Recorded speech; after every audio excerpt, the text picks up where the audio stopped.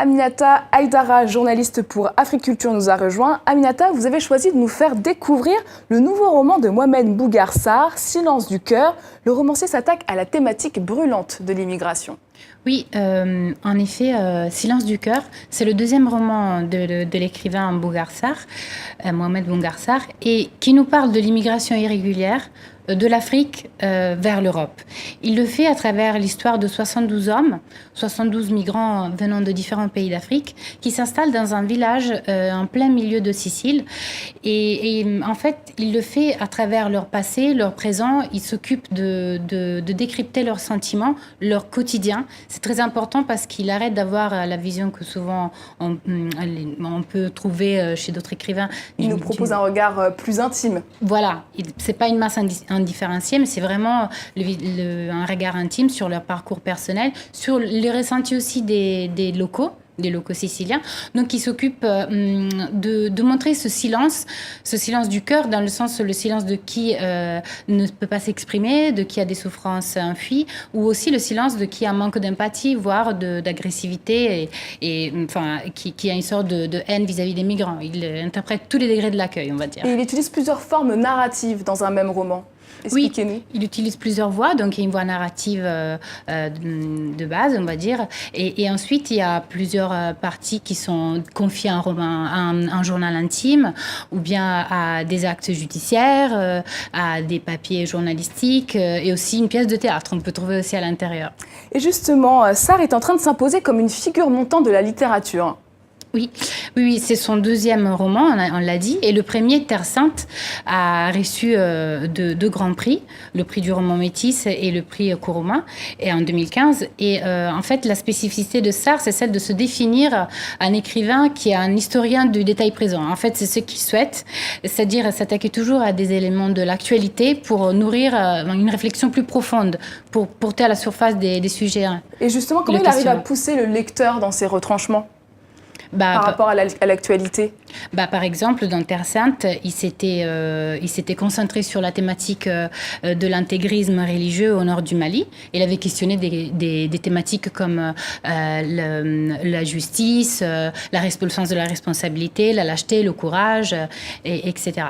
Voilà. Et sur le thème de la migration, quelles questions il a posées?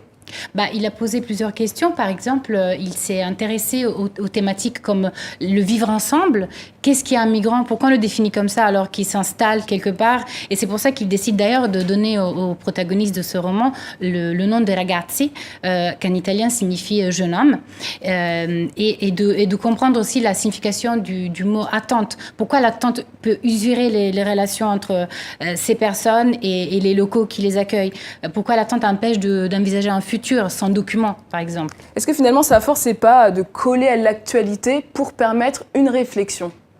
Exactement, oui, c'est ce qu'il a toujours fait et c'est ce qui lui intéresse le plus, c'est ça, de vraiment s'attacher aux détails. Si Sarr a une obsession, il le disait d'ailleurs il n'y a pas longtemps lors d'une table ronde, c'est celle de s'attacher aux détails de façon obsessionnelle, les détails de l'histoire pour développer, comme je l'ai dit, des thématiques actuelles. Et c'est une démarche de plus en plus actuelle chez les écrivains? Oui, exactement. Et c'est ce que j'ai pu constater aussi en fin octobre lors d'une table ronde organisée par les universités de présence africaine.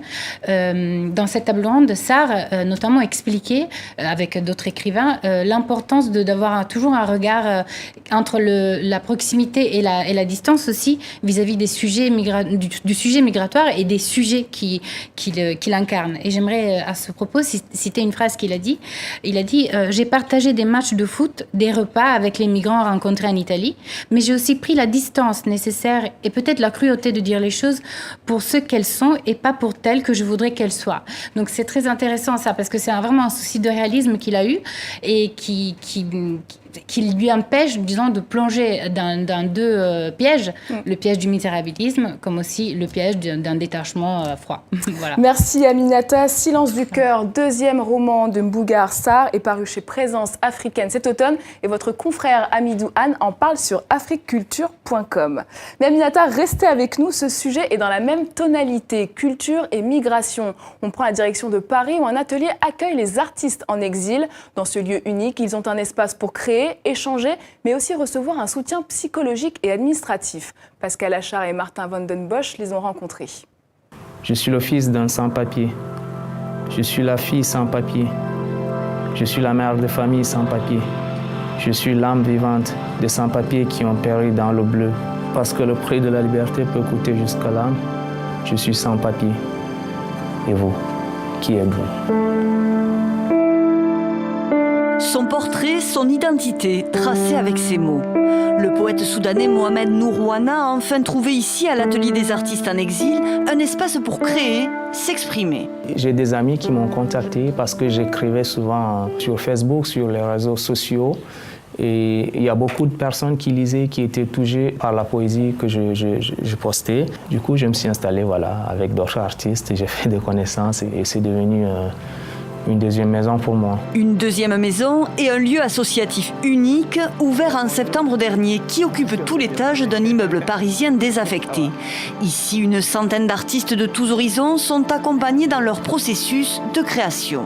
Le point commun, ce sont tous des artistes en exil. Donc l'exil sous-entend tous les statuts possibles. Tous les artistes sont les bienvenus. Les artistes se partagent en journée la dizaine d'ateliers, studios d'enregistrement et de répétition mis à leur disposition par l'association Emmaüs. Le but est de leur donner une visibilité, mais aussi de les aider dans leur parcours de vie. Accompagner un artiste en exil, c'est d'abord accompagner quelqu'un qui est en exil. Et pour ça, on a constitué maintenant un pôle de personnes militantes, que ce soit des avocats, des assistantes sociales, des psys, qui sont OK pour travailler avec ces personnes-là de façon gratuite. La question d'aujourd'hui, c'est comment est-ce qu'on pérennise cette expérience, comment on lui permet de se développer. Et on veut ouvrir une classe de français, on voudrait continuer à accompagner de mieux en mieux tous les artistes qui sont à l'intérieur. Car ce havre de paix reste éphémère, les locaux sont menacés de destruction. En attendant, des amitiés et des projets solides se construisent ici et les artistes viennent de plus en plus nombreux. Mohamed Nourouana, lui, a mis ses poèmes en musique et écrit son deuxième roman, témoignage sur les conditions de vie et d'accueil des réfugiés en Europe.